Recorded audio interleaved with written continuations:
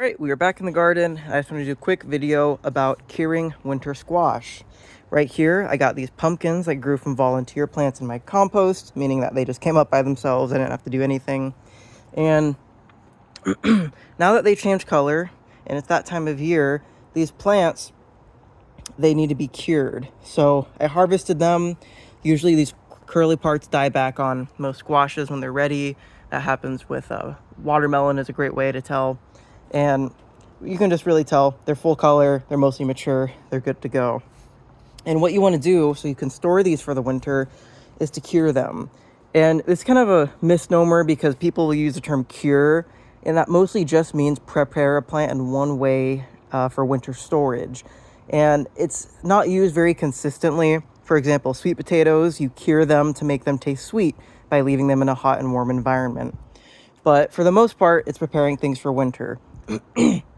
Now with these winter squash here, all you have to do to cure them is just leave them out in the sun for a few days. Some people recommend up to 2 weeks, and I think that's fine. There's no really set schedule. But what that does is the sun will help dry out this shell to help trap the moisture inside and make it nice and hard due to the UV rays.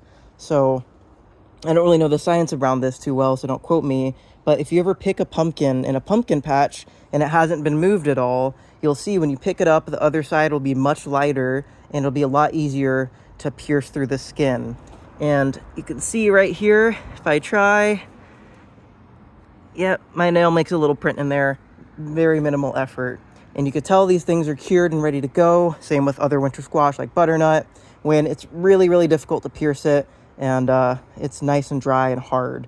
So I'm just going to leave these out for a few days where they can get a ton of sunlight, and then I might rotate them if I feel like it.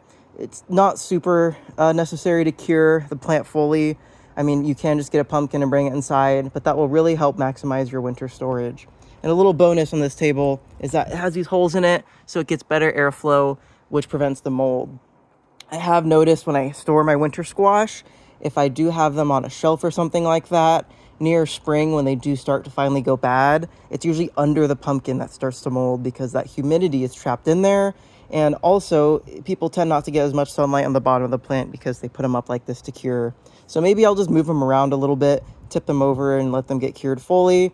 And that's really all I have to say about curing your winter squash.